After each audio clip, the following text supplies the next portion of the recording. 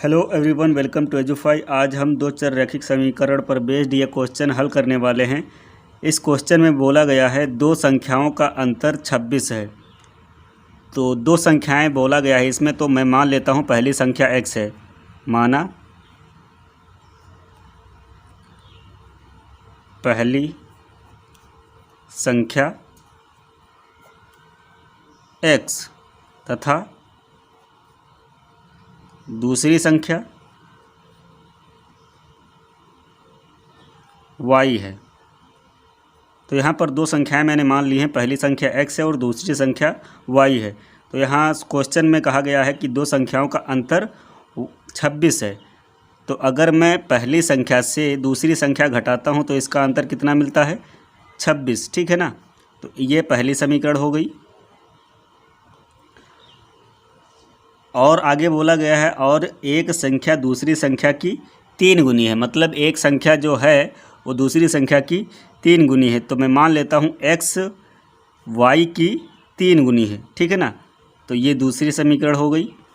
अब यहाँ पर x का मान 3y है, तो इस x का मान समीकरण 1 में रख देंगे। तो लिखेंगे x का मान समीकरण 1 में रखने पर x की जगह पर x का मान रख देना है। 3y यहाँ पर x की जगह पर रख देना है। तो समीकरण 1 क्या है? x माइनस वाई बराबर 26। तो x की जगह पर x का मान रखना है। x का मान 3y है समीकरण 2 से, माइनस वाई बराबर 26। अब 3y से अगर y घटाते हैं तो 2y बचेगा। 2y बराबर 26, ठीक है। तो y बराबर क्या आएगा? 26 बटे में 2। इधर गुणे में था y के, इधर आया तो बटे में 26 के चला गया, ठीक है। अब 2 एकम 2, 2 एकम 2, 2 तिया 6। तो y का मान कितना आया? 13, ठीक है। तो अब x का मान मुझे फाइंड करना है।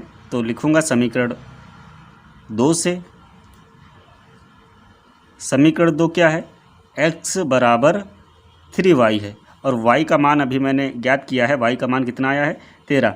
तो यहाँ पर y की जगह पर y का मान रखते हैं। तो x बराबर क्या आएगा? 3 इंटू 13।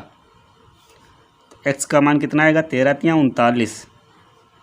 x का मान मुझे 39 प्राप्त हुआ, ठीक है।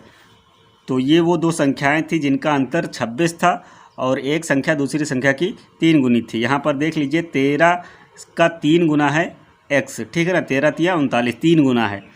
और अगर देखा जाए, अगर मैं 39 से अगर 13 घटाता हूँ तो मुझे 26 मिलता है। 39 से अगर मैं 13 घटाता हूँ तो मुझे 26 मिलेगा, ठीक है। तो आई होप आप लोगों को ये वीडियो पसंद आया होगा। अगर वीडियो पसंद आया तो वीडियो को लाइक करें और चैनल को सब्सक्राइब करें। Thank you.